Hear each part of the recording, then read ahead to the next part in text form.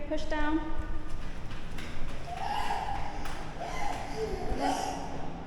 Good job. Which one? Okay, it's sunny outside, isn't it, darling? So what do we need? Sunglasses on. There you go then, put them on. Good job, look at you. You ready?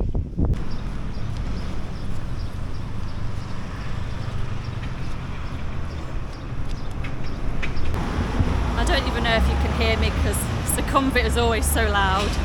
But Mallory's given up walking already. She says her legs are tired. She's not had her afternoon nap yet, so maybe that's why. Hey. But we're only going to this Lotus down here, this little Lotus Go Fresh where the fruit stall is. And then back to the condo, it's not far. Hey, hot though, isn't it? Is it hot outside? Woo! Woo! Make me jump! Is that loud? So here's the little fruit stand here. Get some fruit. Sawadika! Hello? Say hello? Hello! Hello, เอาไหน อันไหนคะ Watermelon นงค่ะ Oh, that one nice. เอาอย่างเดียวใช่ไหม And sour mango นงค่ะ โอเค ค่ะ this one and this one This one ค่ะ this one โอเค How do you want to give the money, darling? โอ้เก่งจังเลยเก่งเก่งเก่ง ขอบคุณค่ะ You wanna hold it? เก่งเก่งเก่งมาก Can you say it? Say ขอบคุณค่ะ Good girl. Say hello. ทำยังไงลูกทำยังไงลูกทำดิ Is she saying hello to you? Say สวัสดีค่ะ ยกมือหน่อยยกมือยังไงคะยกมือยังไงคะ You got your fruit. Don't run off. You cuddle. Ah, that's nice. You ready? You say bye-bye. Thank you. Bye-bye. Good girl. What have you got, darling? What is it? Ice cream. What flavour? Strawberry. Is it yummy? This is usually what happens. I have to chase around the shop, get a bit of a sweat on, and then I have to spoil her with an ice cream. But it's all good, isn't it, hey? We like coming out together, don't we? Hey? The lady at that fruit stand is so lovely. We always come and see her whenever Mallory asks. She's been asking for all morning, watermelon. And I needed to come get nappies anyway, so I thought, why not? Come on, let's go. Always pick the worst time of the day to come out though. It's so hot. But sit here for a minute, eat her ice cream, cool down, and then we'll head back home. Hey, enjoying that? Are you tired, darling? Hey, are you tired? This is our little condo lobby. It's lovely in here. It's usually nice and cool, but they've got the doors open at the moment, so it's letting all the aircon out. But Mallory couldn't make it to the lift, could you? Hey, you need to lie down. Hey. Sleeping? Can't pretend to sleep. Today I thought I would just jump on and quickly have a chat with you, as people often ask what it's like being a foreigner living in Thailand, or more specifically a female foreigner living in Thailand. People often think it's rare, or they're surprised to see a white woman with an Asian man.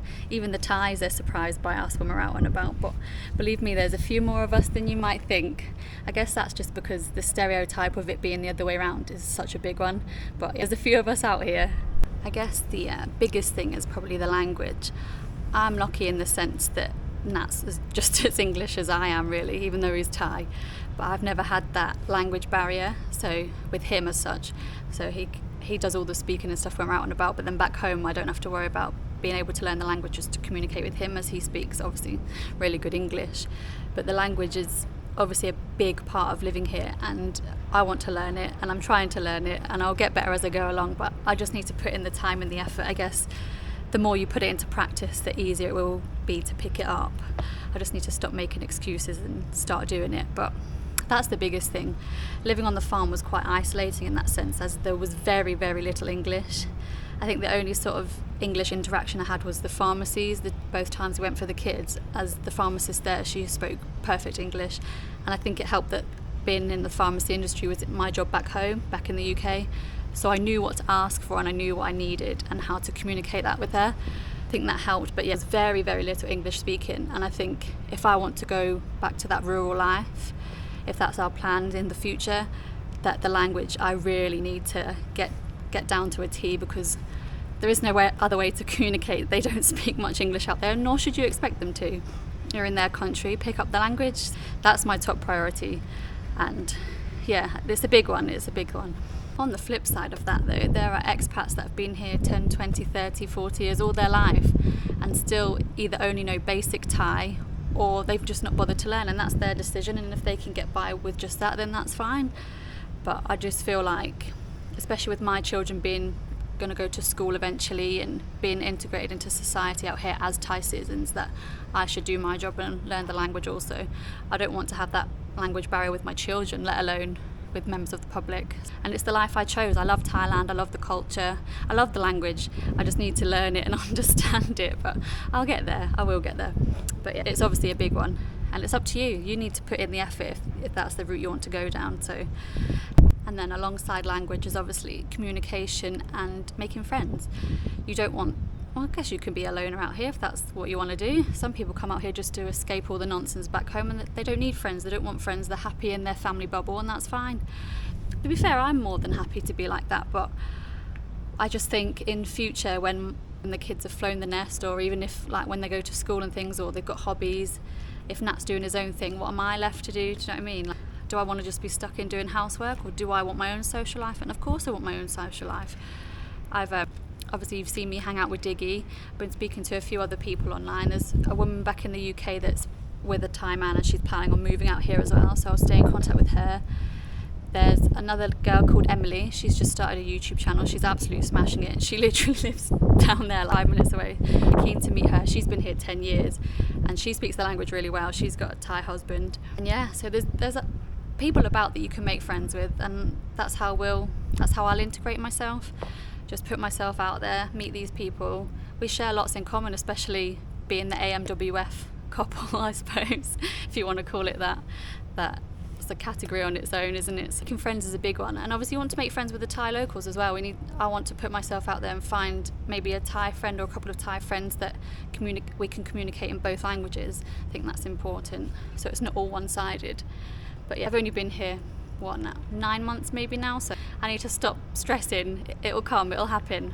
But yeah, heat is another thing. I feel like every time you see me on camera, all I do is wipe sweat and moan about how hot it is, but I will get used to it. To be fair, the farm heat was much more intense, but then we were also busy, so you didn't feel it as much until you stopped. Whereas out here, when you sit in it like this, oh, it's hot, and then trying to move about, I suppose you've got all the extra heat from the traffic, the pollution, and all the buildings being tight together. There's not much airflow, I suppose. You don't get a breeze as such, so it's quite intense. I think that's why Bangkok has so many shopping malls, so that you can cool down. But yeah, the heat takes time to adjust to, for sure. But then even coming into the hotter season, even the Thais don't like it and they can't handle it. It's not just a foreigner thing, it's just hot. That's just it, the bottom line. But I'm looking forward to Songkran, can't wait to get absolutely drenched. But yeah, the heat is a big one, but I guess it beats being back home in the rain all the time. Although I do miss that. I miss the cold, I suppose. This winter was a tough one. It didn't really feel like Christmas. It didn't really feel, I don't know, I just wanted to put a baggy jumper on, some boots, and have a nice hot cup of tea in front of an open fire. But hey, can't have it all. These are the sacrifices you make.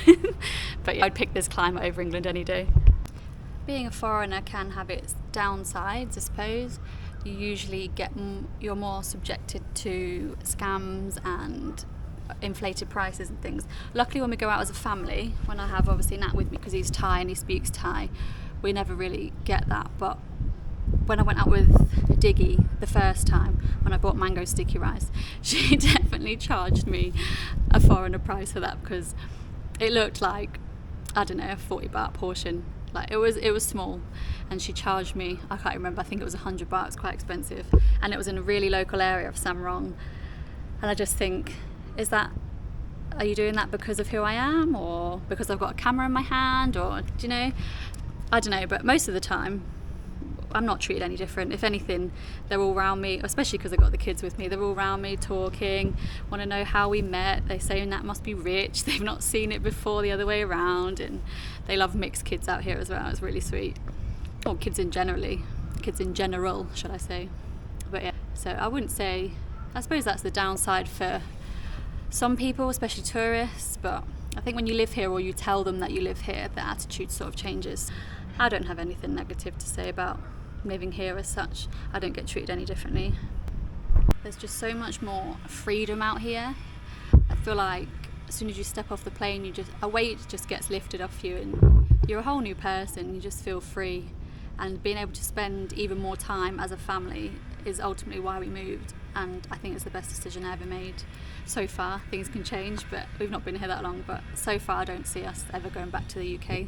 We don't want to, but you never know what can happen, what's around the corner. But yeah, I don't want to leave this place. I love it. I absolutely love Thailand. I was thinking of maybe doing a video of the things you leave behind, like the sacrifices you make when you move overseas or move to Thailand, or things I missed back in the UK, or anything like that. Or if there's any subjects you want me to talk about, leave it in the comments and I'll try and do a video and explain how I feel about those, or how I'm getting on, what I miss, all those sorts of things. Yeah, I'll leave it here for now. If you enjoyed, subscribe, all the usual jazz, and see you on the next one.